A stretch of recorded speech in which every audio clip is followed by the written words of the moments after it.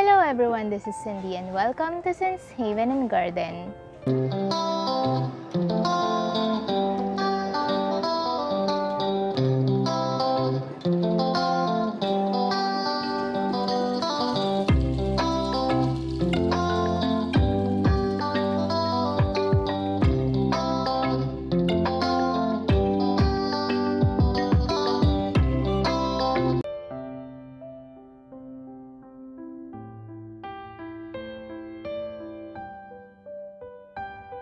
Hello everyone! Sa episode na ito ay magre-recycle ako ng mga bote ng mineral water para pagtaniman.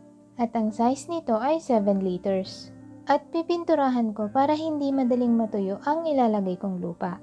Kapag kasi transparent at nainitan ay madaling matuyo ang lupa. Kailangan diligan lagi kapag ganun para hindi malanta ang nakatanim na halaman. At kaysa itapon ko ang mga ito ay pagtataniman ko na lang.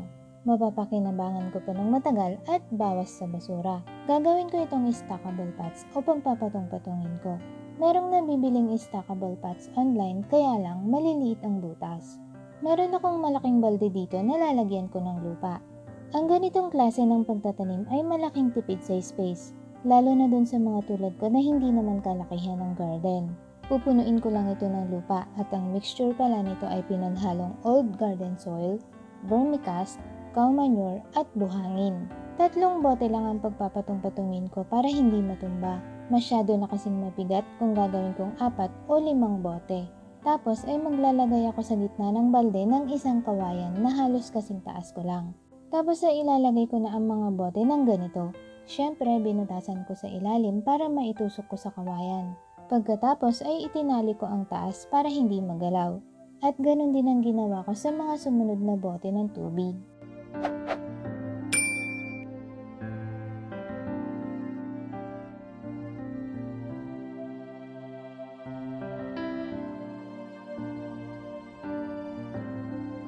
Ganito na ang forma pagkatapos at pwede na rin itong taniman.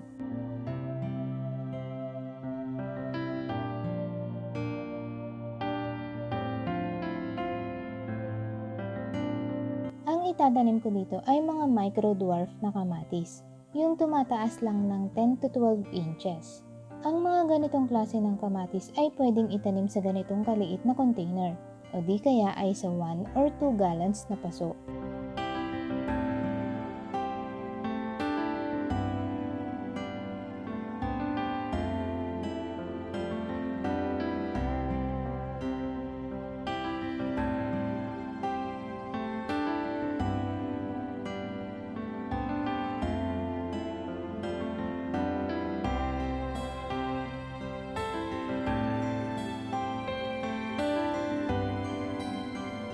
Ayan, at naitanim ko na yung mga 3 seedlings.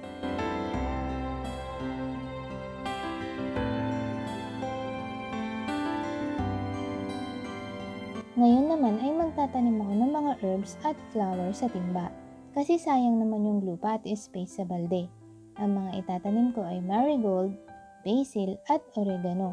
Ang mga halamang ito ay beneficial din sa kamatis. Natataboy nito ang mga mapanirang insekto.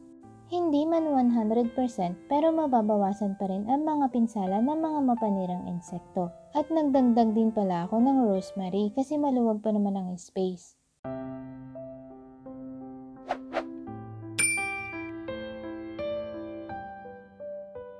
Pagkatapos ng 10 araw mula nang tinanim ko ito sa bote ay nagsisimula na silang mamulaklak. Yes, ganun kabilis mamulaklak ang mga ganito kaliit na klase ng kamatis.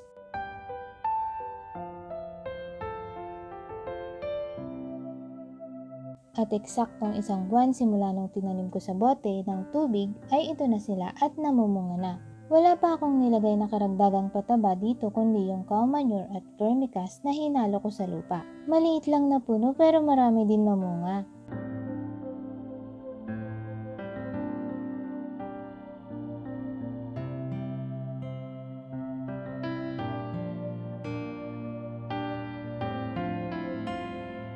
"52 days simula nung tinanim ko sa bote ay nahihinog na ang mga bunga.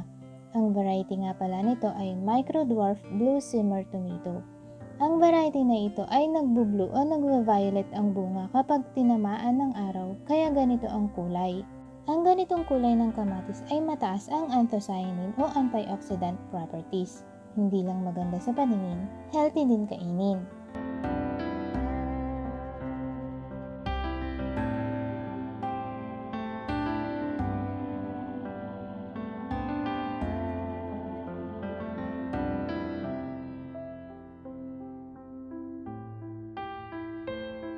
At sa ganitong stage, kapag namumunga na ay saka ako naglalagay ng dagdag na pataba. Naglalagay ako ng isang dakot na vermicast sa isang balde ng tubig.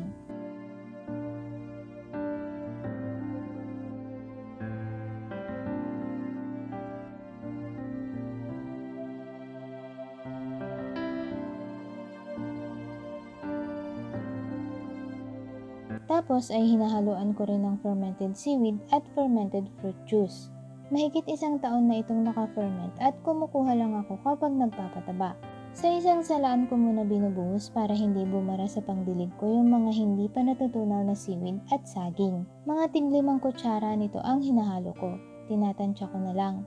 Okay lang din naman kahit sumobra kasi organic o natural naman ang mga ito. Kahit sobra ay hindi nakakasunog ng halaman.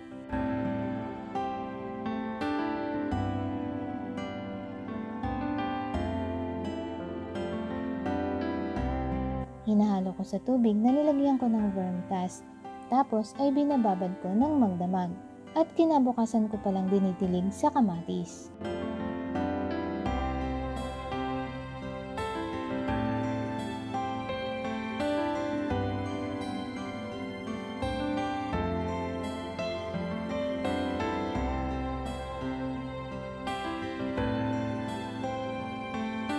Isang tabo sa isang halaman. Nagpapataba ako kapag ganitong stage dahil kapag napitas ko na yung mga hinog na bunga ay maglalabas yan ulit ng panibagong talbos at mga bulaklak para may dagdag na nutrients sa mga lalabas na panibagong bunga. At ito nga at pwede nang pitasin ng mga hinog. Medyo may kalakihan din ang mga bunga kumpara sa regular na size ng cherry tomato. O diba, kahit maliit ang puno ay sulit din ang mga bunga. At maganda din taniman ang ganitong pinagpatong-patong na container. Tipid sa space.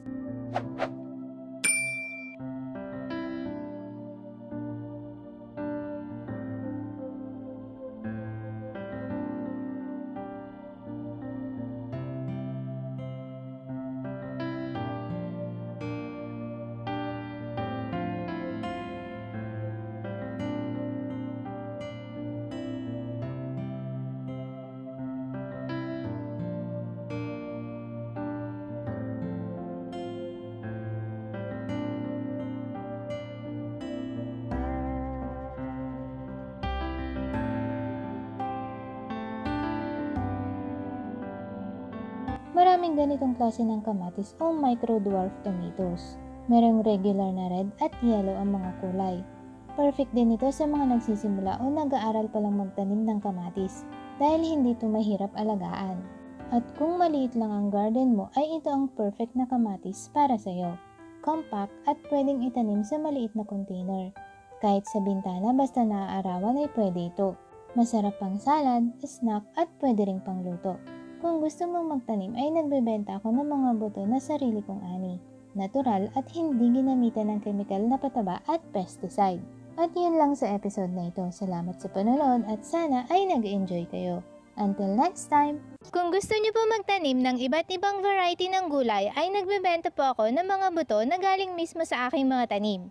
Bisitahin lang ang aking Facebook page for more information and how to order. Muli ay maraming salamat at sana ay may natutunan kayo. Mag-like at mag-comment kung ito ay nagustuhan nyo o kung kayo ay may mga katanungan at mga karagdagang suggestions.